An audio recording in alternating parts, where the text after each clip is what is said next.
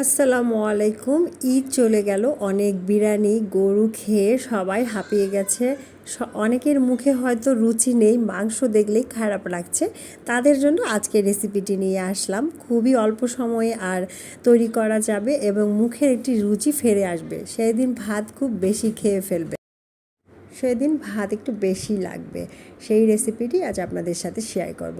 আমি এখানে আজ তৈরি করে দেখাবো আপনাদের কাঁঠালের বিচি, কচুরলতি ও চিংড়ি মাছ দিয়ে একটি রেসিপি করব। তো এইখানে আমি প্রথমেই ফুটন্ত গরম পানির মধ্যে কচুরলতিগুলোকে ছোট ছোট করে কেটে প্রথমে ধুয়ে নিয়েছি। তারপর এখানে 2 থেকে 3 মিনিট জাস্ট এটাকে বয়েল করে নেব, যেন ওর ভিতরে একটা কষ থাকে, বা অনেকে বলে কচুলতি চুলকায়, মুখ চুলকায়। তো এভাবে করে ফুটন্ত গরম পানি দিয়ে এটা যদি পানিটাকে ফেলে দেওয়া যায়, 2 থেকে 3 মিনিট বয়েল করে নেওয়া যায়, তাহলে এইটা আপনার মুখে ধরবে না। তো এটাকে জাস্ট আমি এখন এইভাবে করে তুলে একটা প্লেটে সার্ভ করে নেব।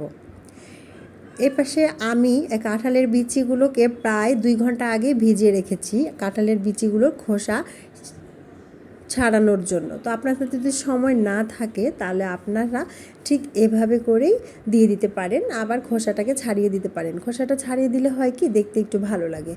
অপর প্যানে আমি মলা মাছের শুটকিগুলো 250 গ্রামের মতো নিয়েছি। আপনারা যে কোনো শুটকি অ্যাড করে দিতে পারেন।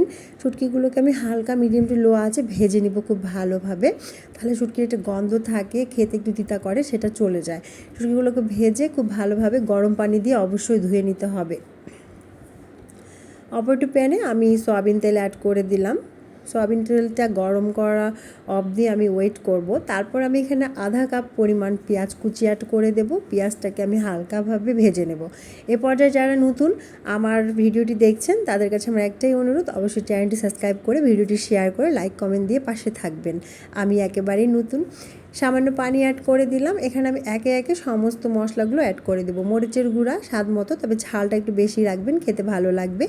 1 চামচ হলুদের গুঁড়া, 1 চামচ রসুনের পেস্ট আর 1 চামচ আদা পেস্ট। সবগুলো উপকরণকে আমি খুব ভালোভাবে মিশিয়ে নেব, কিছু সময়ের জন্য কষিয়ে নেব। আমার মশলাটা যখন দেখব তেল ছেড়ে এসেছে, তখন আমি এখানে 1 চামচ পরিমাণ লবণ অ্যাড করে দেব। লবণটা দিয়ে খুব ভালোভাবে নেড়ে চেড়ে নিতে হবে। মশলাটা থেকে তেল বেরিয়ে আসলে বুঝে নিতে হবে মশলাটা আমার রেডি হয়ে গিয়েছে। দেন এখানে প্রথমেই আমি কাঁঠালের বিচিগুলোকে অ্যাড করে দেব, কারণ কাঁঠালের বিচিটা একটু সময় সিদ্ধ হতে সময় লাগে, তাই এটাকে প্রথমে দিয়ে কিছু সময়ের জন্য ঢেকে দেব। ঢেকে নেড়ে চেড়ে কিছু সময় পর ফিরে আসলাম, আমার কাঁঠালের বিচিগুলো সিদ্ধ হয়ে গিয়েছে।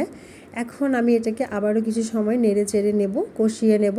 দেখুন আমার মশলা থেকে তেল বেরিয়ে আসছে। কাঁঠালের বিচিগুলো 90% সিদ্ধ হয়ে যাবে, ঠিক এমনভাবেই ঢেকে দিতে হবে। তো সিদ্ধ হয়ে গেলে এ পর্যায়ে আমি শুটকিগুলোকে অ্যাড করে দেব, দিয়ে সামান্য 2 থেকে 3 মিনিট আমি আবারও নেড়ে চেড়ে নেব। আর শুটকিগুলোকে অবশ্যই গরম পানি দিয়ে ধুয়ে নিতে হবে, তা না হলে কিন্তু শুটকির মধ্যে বালু থাকে, পরে খেতে বালু বালু করবে।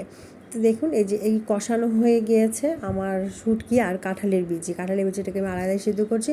তারপর শেষে আমি কচুরলতিটা অ্যাড করব। কচুরলতিটা শেষে অ্যাড করার একটি কারণ কচুরলতিটা অনেক সফট, এটা খুব তাড়াতাড়ি সিদ্ধ হয়ে যাবে। এটাকে আমি এমনিতেই 2 থেকে 3 মিনিট গরম পানিতে ফুটিয়ে নিয়েছিলাম। তো দেন আমি এখানে শেষে 1 কাপ পরিমাণ পানি অ্যাড করব, এর থেকে বেশি না, যেহেতু এটা আমি মাখা মাখা করব, আর বেশি পানি অ্যাড করলে কিন্তু এটা গলে যাবে। তাই এখানে আমি এটাকে ঢেকে দিব কিছু সময় পর জন্য ঢেকে দিয়ে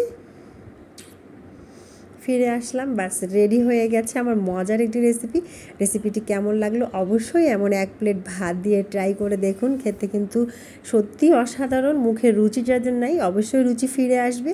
আর অবশ্যই আমার চ্যানেলটি সাবস্ক্রাইব করে পাশে থাকবেন, আরও মজার ভিডিও পৌঁছে যাবে আপনাদের কাছে নোটিফিকেশন। ততদিনে সবাই ভালো থাকেন। আল্লাহ হাফেজ।